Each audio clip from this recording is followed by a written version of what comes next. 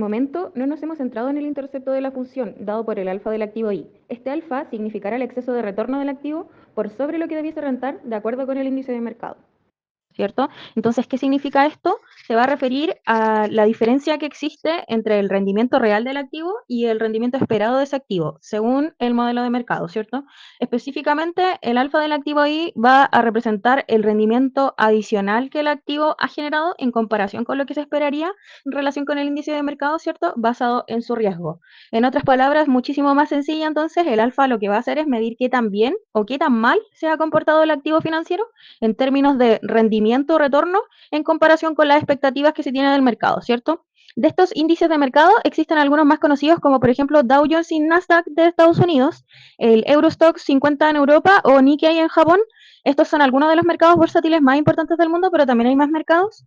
Y yéndonos ahora a lo que significa, por ejemplo, un alfa positivo o un alfa negativa, un alfa positivo lo que va a significar es que el activo ha generado un retorno superior al esperado para su nivel de riesgo, mientras que por otro lado, el alfa negativa lo que nos va a indicar es que el activo no ha generado lo suficiente retorno en comparación al esperado para su nivel de riesgo. Por otro lado, para portafolios no diversificados, es decir, aquellos portafolios que tienen pocos activos o en otras palabras que están concentrados en pocas inversiones, cada activo que yo añada o cada activo adicional va a incluir un riesgo adicional, ¿sí? Es decir, agregar un activo adicional puede introducir un riesgo específico adicional que no se va a compensar de forma automática con un aumento proporcional en el retorno o rendimiento. Entonces, una falta de diversificación lo que podría llevar es a una mayor volatilidad y un mayor riesgo idiosincrático o propio del activo, ¿sí? Entonces de ello proviene la idea de inversión activa, es decir, de movimientos constantes de las inversiones. Descomponiendo el Sharpe del portafolio, en la esperanza del exceso del retorno del portafolio de activos, dividió la desviación estándar del portafolio, donde la desviación estándar va a medir el riesgo, ¿cierto? Entonces, en palabras sencillas, el índice de Sharpe va a ser una medida que va a evaluar el rendimiento del portafolio en relación con su riesgo y va a ayudar a los inversores a entender cuánto retorno están obteniendo por cada unidad de riesgo que asumen. Al descomponer el índice de Sharpe, los inversionistas van a buscar identificar cómo cada activo financiero y componente del portafolio afecta al rendimiento ajustado por riesgo para luego optimizar la combinación de activos en base a mejorar este índice de Sharpe total del portafolio. ¿Sí? La segunda fórmula lo que va a hacer es descomponer la varianza total del portafolio en componentes de mercado, como por ejemplo la varianza de mercado y específicos como por ejemplo el ratio de información, ¿cierto? Está midiendo entonces el riesgo total del portafolio.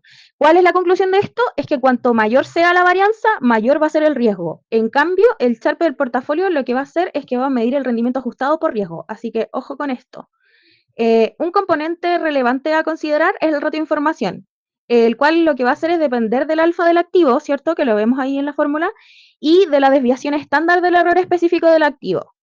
Este ratio nos va a permitir saber si el portafolio va a generar o no rendimientos adicionales, así que es muy importante, y a su vez lo que va a hacer es considerar los riesgos específicos de los activos asumidos. Por eso es tan especial este ratio de información.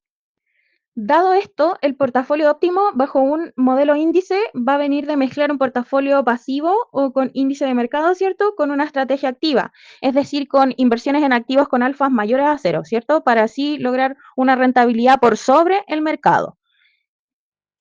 Un ratio de información positivo nos va a indicar que el portafolio ha superado el índice de referencia ajustado por riesgo y un ratio negativo nos va a indicar que el portafolio ha tenido un rendimiento inferior al índice de referencia ajustado por riesgo. Ahora nos preguntamos, ¿cómo actúa la optimización de Trainer Black? ¿Cierto? Esta técnica de Trainer Black es utilizada en la gestión de inversiones principalmente para construir un portafolio óptimo. Que este portafolio lo que va a hacer es tener por propósito construir un portafolio con el mayor ratio de información posible, ¿sí? Es decir, un ratio alto y positivo que nos indique que el portafolio realmente ha superado el índice de referencia ajustado por riesgo. ¿Por qué? Porque si ocurre esto, si el ratio de información es positivo, eso nos va a indicar a nosotros que va a tener rendimientos adicionales. Entonces es algo que sí queremos tener, ¿cierto? Esta optimización de Trainer Black tiene algunos beneficios, como por ejemplo mejorar el rendimiento ajustado por riesgo al mezclar estrategias de inversión pasivas y activas. La inclusión de alfas positivos lo que va a hacer es ayudarnos a la diversificación del portafolio reduciendo el riesgo, ¿sí? Entonces, finalmente, lo que nos va a permitir esta herramienta es que a los gestores de fondo al menos, es que ellos aprovechen oportunidades de mercado sin asumir un riesgo tan excesivo, ¿sí? Entonces, en resumen, con lo que nos tenemos que quedar de esta diapositiva es que la optimización de Trainer Black va a buscar maximizar el rendimiento ajustado por riesgo mediante una combinación estratégica de inversiones pasivas y activas, focalizándose o enfocándose en activos con potencial de generar rendimientos adicionales, o sea, activos que tengan un ratio de información positivo.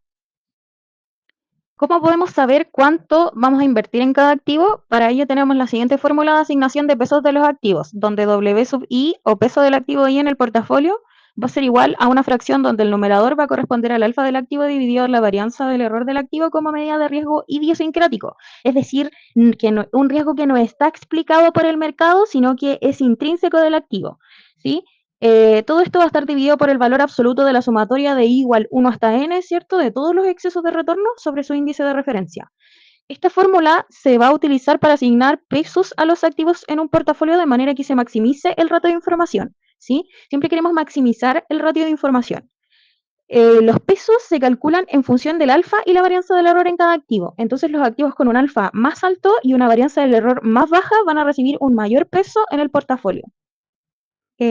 Un paso a paso de cuánto invertir en cada activo, como qué tendríamos que hacer matemáticamente, es calcular el numerador, ¿cierto? Para cada activo ahí, calcular lo que representa el rendimiento, el exceso de retorno sobre el índice de referencia y luego sumar los numeradores para todos los activos en el portafolio para finalmente dividir cada numerador por la suma total, permitiendo eso que se normaliza los pesos para que la suma de todos sea igual a 1, ¿sí? Luego, para determinar el porcentaje del total a invertir en el portafolio activo A no diversificado con pocos activos, se aplican las siguientes fórmulas. En la primera fórmula vamos a calcular el peso inicial del portafolio activo en función de su exceso de retorno y el riesgo de mercado. Y en la segunda fórmula vamos a ajustar este peso inicial teniendo en cuenta la sensibilidad del portafolio del activo a los movimientos del mercado, es decir, el beta. El objetivo de estas fórmulas va a ser encontrar la combinación óptima de inversiones pasivas y activas para así poder maximizar el rendimiento ajustado por riesgo del portafolio total. Por lo tanto, finalmente, el monto a invertir en los activos individuales va a estar dado por estas fórmulas de acá. W sub I asterisco es igual a W sub I por W sub A asterisco, donde W sub I asterisco va a ser el peso ajustado del activo individual, ¿cierto?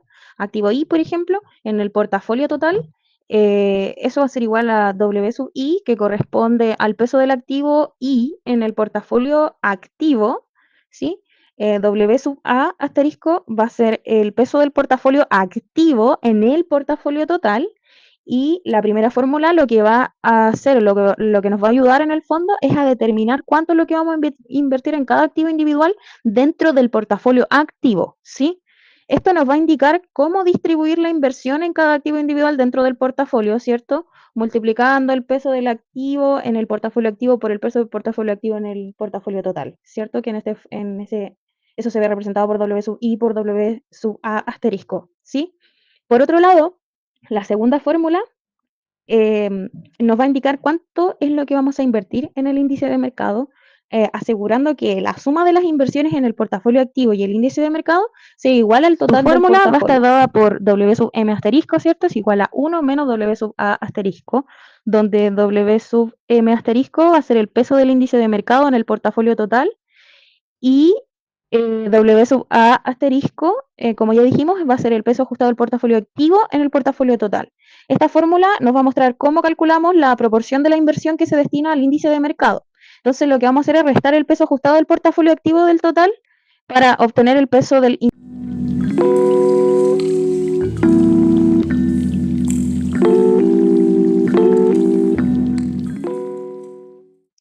El modelo KPM es un modelo financiero fundamental que se utiliza para determinar el rendimiento esperado de una inversión, teniendo en cuenta su riesgo en comparación con el mercado en general. Y va a ser una pieza clave de la teoría financiera moderna, ¿sí? El modelo KPM corresponde a un modelo índice donde el factor relevante viene a ser el retorno del índice de mercado. Esto quiere decir que el único riesgo relevante del cual se debería preocupar el accionista en este caso es el riesgo sistémico, dado que el riesgo idiosincrático ya va a estar diversificado. El modelo KPM es esencial para entender cómo se fijan los precios de los activos y cómo los inversionistas pueden optimizar sus carteras considerando el riesgo y el rendimiento esperado. Es una herramienta poderosa para la toma de decisiones financieras. Sin embargo, igual tiene ventajas y desventajas, las cuales vamos a ver en la siguiente diapositiva. Una de las ventajas del modelo KPM es la simplicidad, es decir, de que igual es fácil de entender y aplicar porque nos proporciona una fórmula clara para calcular el rendimiento esperado de una inversión basada en su riesgo. Por otro lado, considera el riesgo sistémico también, es decir, el modelo se enfoca en este riesgo, que es un riesgo súper relevante para todos los inversionistas, ya que el riesgo idiosincrático igual puede ser diversificado. También nos ofrece una base teórica sólida, porque igual está respaldado por una teoría financiera robusta que ha sido ampliamente estudiada y además validada por la academia. Y también el modelo KPM es útil en la evaluación de proyectos, por ejemplo, para evaluar el rendimiento esperado de los proyectos de inversión y para tomar decisiones sobre la asignación de los recursos. Sin embargo, igual existen desventajas. Por ejemplo, los supuestos simplificados. El KPM se basa en varios supuestos simplificados que vamos a ver en la siguiente estación, como por ejemplo que los mercados son perfectos, que son eficientes y que los inversionistas tienen expectativas homogéneas, lo cual no siempre va a ser realista. En segundo lugar está la dificultad para estimar el beta, porque puede ser a veces un poco complicado, puede variar con el tiempo, lo que afecta en el fondo la precisión que tenemos del modelo. En tercer lugar está ignorar otros factores de riesgo, como por ejemplo solo considerar el riesgo sistémico y a lo mejor puede dejar fuera otros factores de riesgo que puedan influir en el rendimiento de la inversión, como por ejemplo el riesgo de liquidez o el riesgo de crédito. Y por último, otra desventaja es que supone una tasa libre de riesgo constante. Y el modelo, como asume una tasa libre de riesgo constante, esto no puede ser cierto en un entorno económico cambiante, por ejemplo.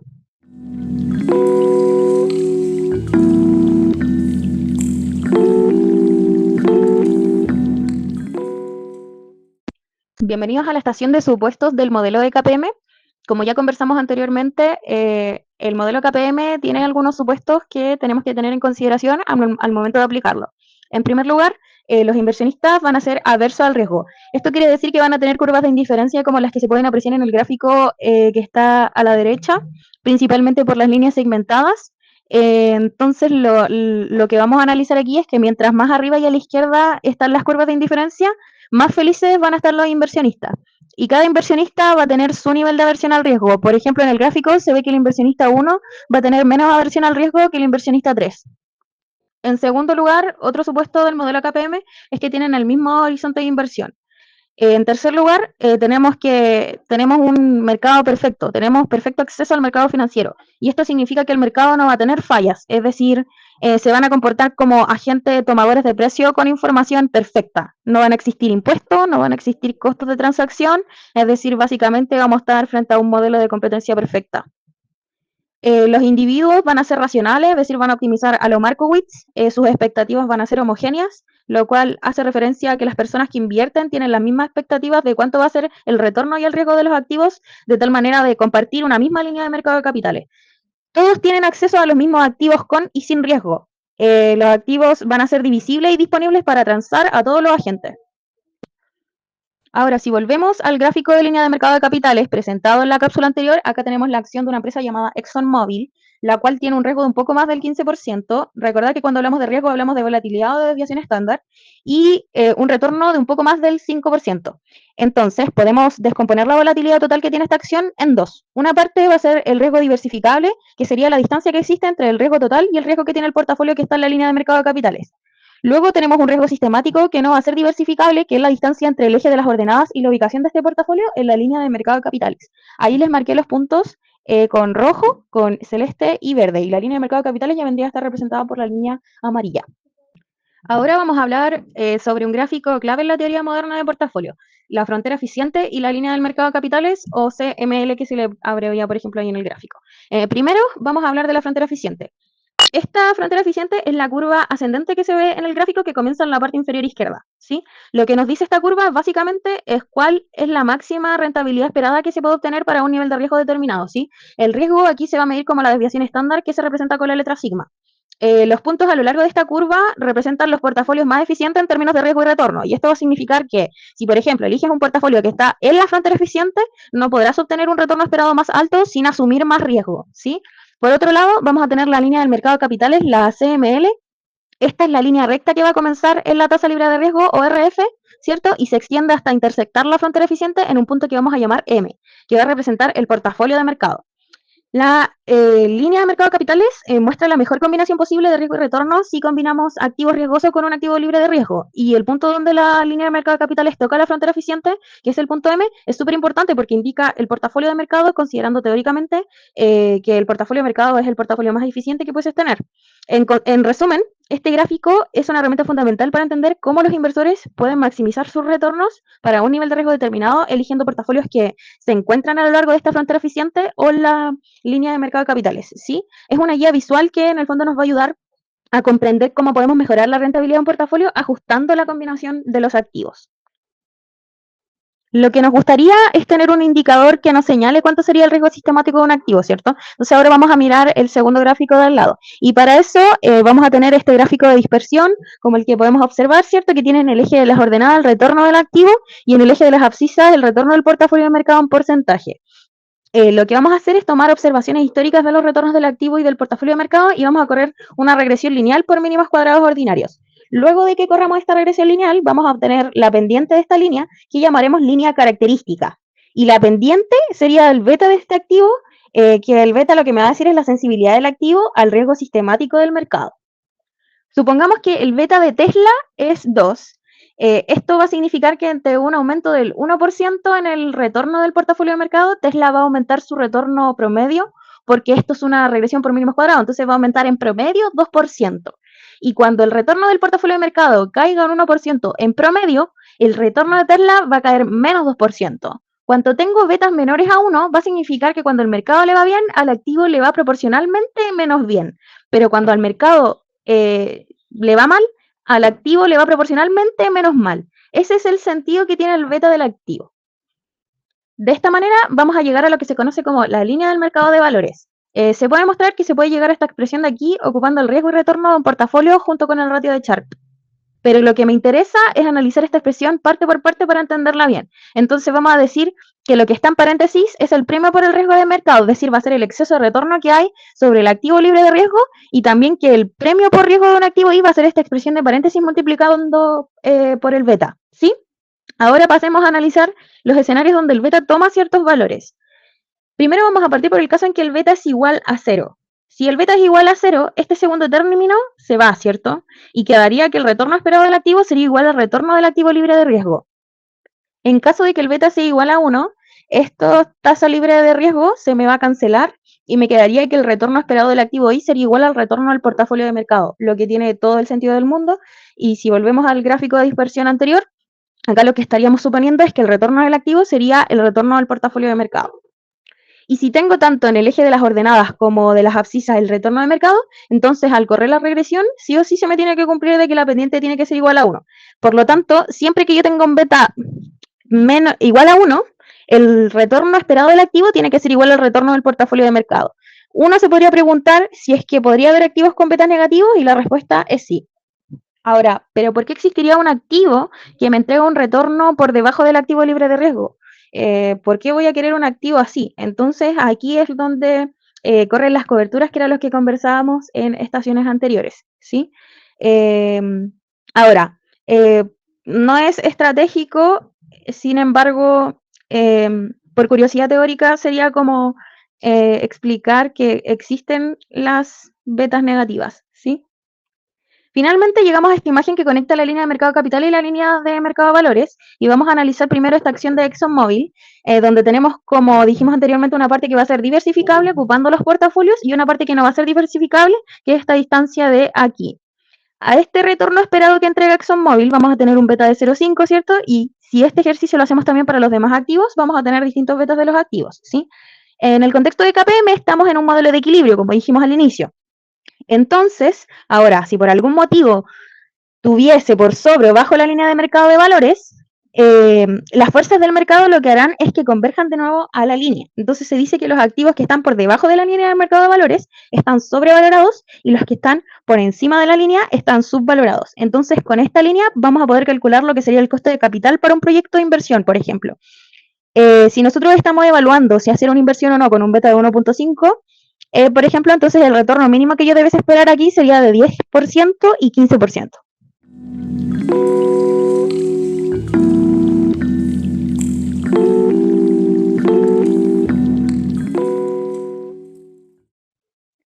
dado que todos los inversionistas optimizarán de la misma forma, todos invertirán en el portafolio tangente, ¿cierto? ¿Por qué? Porque todos los inversionistas buscan maximizar su retorno para un nivel dado de riesgo, entonces, y van a identificar el portafolio tangente como la mejor opción.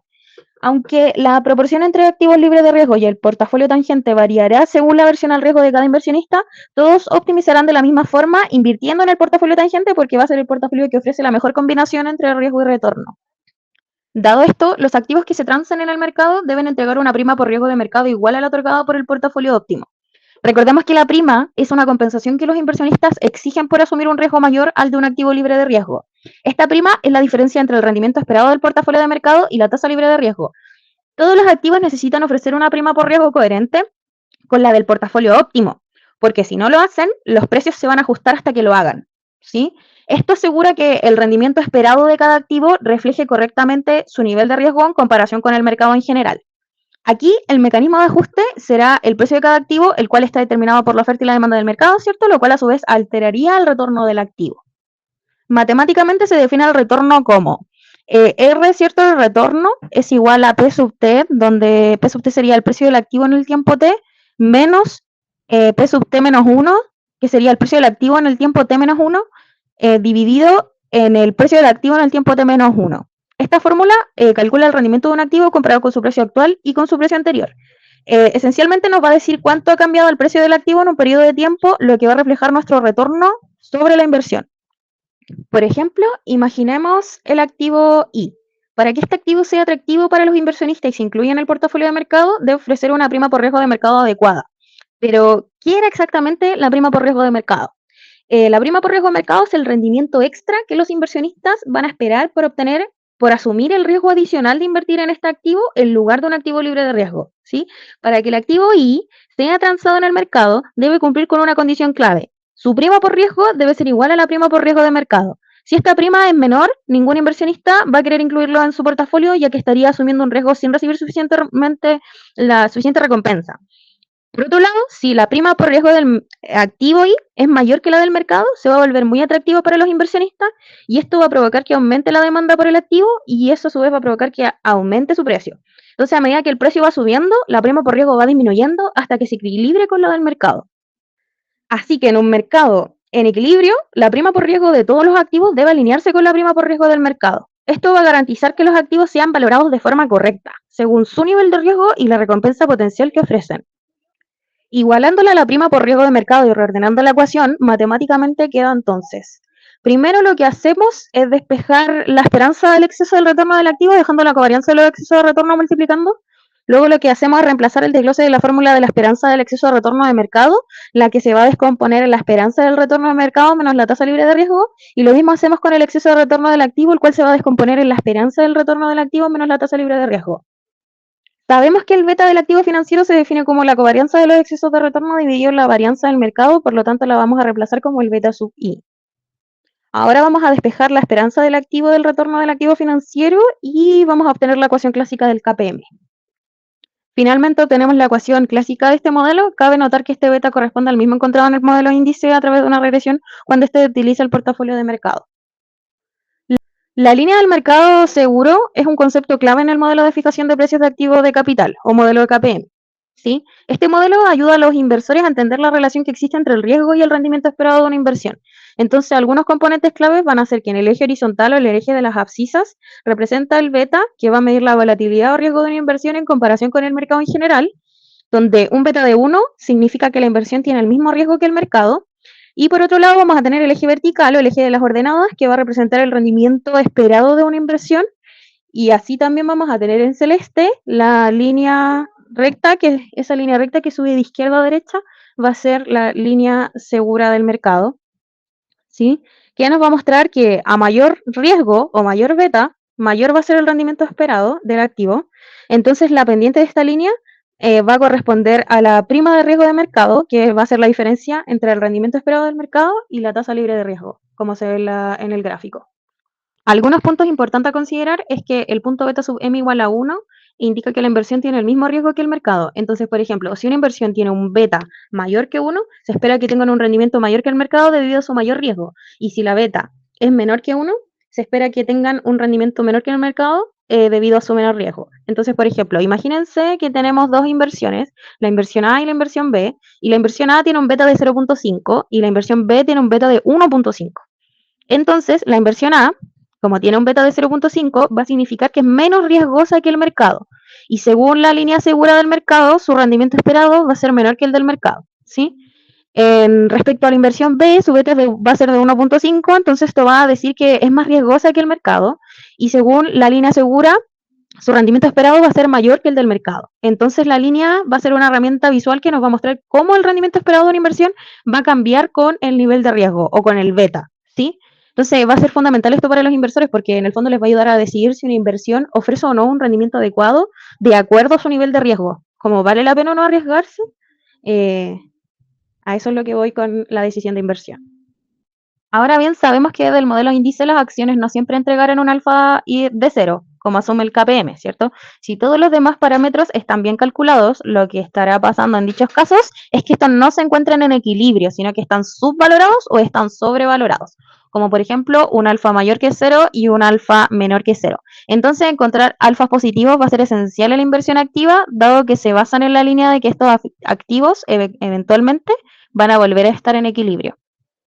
Bueno, entonces recopilando, existen algunos puntos importantes. Por ejemplo, la línea del mercado de valores nos va a mostrar la relación que existe entre el riesgo medido por el beta y el rendimiento esperado de los activos de mercado. Cualquier activo sobre la línea de mercado de valores está generando un rendimiento superior al esperado para su nivel de riesgo, lo que se va a denominar alfa positivo, y el alfa positivo va a ser la diferencia que existe entre el rendimiento real de la acción y el rendimiento esperado según la línea del mercado de valores. Mientras más alto sea este alfa, mejor va a ser el desempeño relativo de la inversión. Entonces, para terminar, vamos a analizar este gráfico de acá, en donde vemos que está la acción stock, la cual se encuentra por encima de la línea del mercado de valores, lo que significa que tiene un alfa positivo, ¿cierto? Lo que a su vez va a indicar que la acción ha superado las expectativas del mercado para su nivel de riesgo, por lo tanto va a estar infravalorada. Por otro lado, existe el punto M, que va a representar una acción con un beta igual a 1, ¿cierto? Abajo podemos verlo. Lo que va a implicar que su rendimiento esperado sea igual al rendimiento del mercado.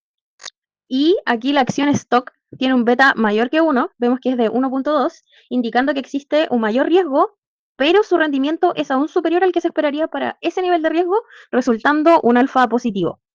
Recuerden que mientras más alto el alfa, mayor va a ser el desempeño relativo de la inversión.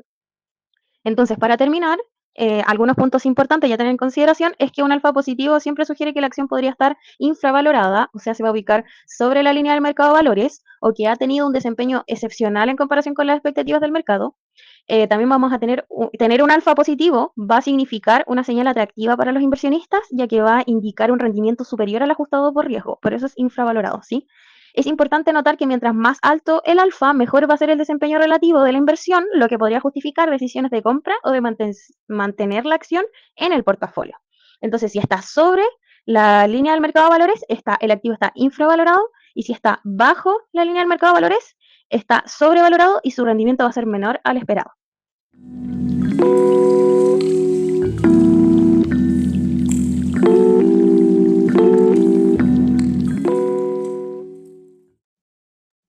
Finalmente, llegando a la última estación de esta cápsula, vamos a terminar con un ejercicio práctico de modelo de KPM. Suponga que por su práctica profesional, usted es el nuevo portafolio manager en BlackRock. El equipo a cargo le ha facultado la siguiente información calculada a partir de los precios de cierre mensuales de los últimos años. Entonces tenemos la tabla 1 con retornos y volatilidades y tenemos la tabla 2 como matriz de covarianzas y varianzas de los retornos mensuales. Más detalladamente, en la tabla 1 de retornos y volatilidades tenemos un ítem que dice ítem S&P 500, tenemos la acción número 1 y la acción número 2, ¿sí? S&P 500 sería el índice de mercado, tenemos el activo acción número 1 y el activo acción número 2. En la segunda columna tenemos el retorno esperado de cada uno del índice y de los dos activos. Tenemos la desviación estándar del índice y tenemos la desviación estándar de los dos activos. Luego en la segunda tabla tenemos la matriz de varianzas y covarianzas, en donde la varianza va a ser la diagonal, ¿cierto? Y las covarianzas van a ser los triángulos especulares que podemos ver en la matriz.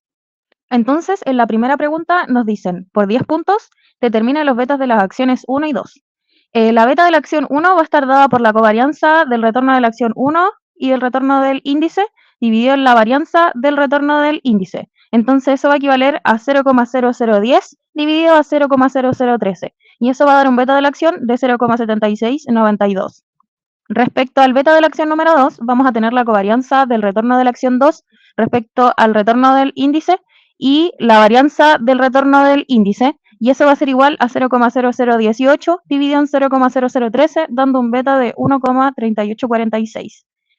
Como tarea tienen que analizar estos betas de la acción. ¿Qué significa que el beta sea menor que 1? ¿Qué significa que sea mayor que 1? ¿Sí? Luego, en la pregunta número 2, por 10 puntos, tenemos determina el riesgo sistemático y el riesgo idiosincrático de cada uno de los activos. Sabemos del cálculo de la pregunta 1 los betas de cada acción, por lo tanto vamos a reemplazarlo en la fórmula de la varianza total del activo, acción 1 y acción 2, ¿cierto? Así también, en base a la información entregada por el equipo, sabemos que la desviación estándar del índice de mercado SP500, no obstante, nos piden la varianza de mercado, así que debemos elevar esta desviación al cuadrado. Y tenemos la expresión de abajo, ¿sí? Dado que sabemos la desviación estándar de cada acción, podemos despejar la varianza del error idiosincrático de las acciones y nos da 0,00563332. Y respecto a la acción 2, dado que sabemos también la desviación estándar de esta acción, podemos despejar la varianza del error idiosincrático de la acción número 2, que va a ser 0,005405. Ahora, en la pregunta 3 por 10 puntos, ¿cuál es la medida de riesgo que debería considerar en las recomendaciones a sus clientes si usted sabe que mantienen portafolios bien diversificados? Según este criterio, ¿qué acción resulta ser la más riesgosa? Dado que los clientes tienen un portafolio diversificado, la medida de riesgo relevante es el beta de cada una de las acciones. En este caso, la más riesgosa va a ser la acción número 2. Por último, la pregunta 4 por 10 puntos, uno de sus clientes que actualmente invierte en un fondo mutuo que sigue el índice de SP500 está considerando incluir una de las acciones analizadas en su portafolio de manera de mantener un 98% invertido en el fondo mutuo y un 2% en una de las acciones analizadas.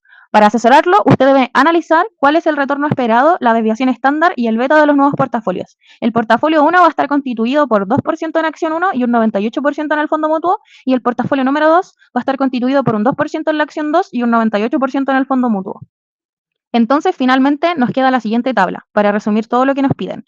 El portafolio 1 queda constituido por el índice más la acción 1, el portafolio 2 por el índice más la acción 2, y bajo ciertos pesos, ¿cierto?, que nos lo dieron anteriormente, 2% y 98%, y el S&P 500, que aquí nos dan los datos del retorno esperado, la varianza, la desviación estándar y el beta, que lo sabíamos de las tablas. Así es que el desafío se encuentra en trabajar con estos datos proporcionados y así poder completar los cálculos utilizando la fórmula de la varianza de un portafolio de dos activos, ¿sí? Entonces, tenemos el portafolio número 1, que está compuesto por 2% en acción 1 y 98% en fondo mutuo. Tenemos que la varianza del portafolio va a ser igual a 0,98 al cuadrado por la varianza del índice más 0,02 al cuadrado por el sigma cuadrado h más el 2 por el 0,98 por el 0,02 por la covarianza del índice y del retorno de la acción 1, ¿sí? Eso nos va a dar un total de 0,00129, ¿sí? Luego hacemos lo mismo, pero para el portafolio número 2 y nos va a dar 0,00132. Entonces, el desafío es calcular los retornos esperados, la desviación estándar y los betas de los nuevos portafolios. Y los resultados se los dejo en la siguiente diapositiva. Así que tarea de ustedes ver cómo llegué a estos números. Y para finalizar, tenemos una quinta pregunta por 10 puntos. Dado su análisis, ¿qué recomendaría usted a su cliente? ¿Mantener solo el fondo mutuo o alguno de los portafolios nuevos? Entonces, en base al cálculo anterior realizado y a la tabla con los resultados, según esa información, la mejor opción es el portafolio número 1, dado que tenemos un mayor retorno esperado y un menor riesgo.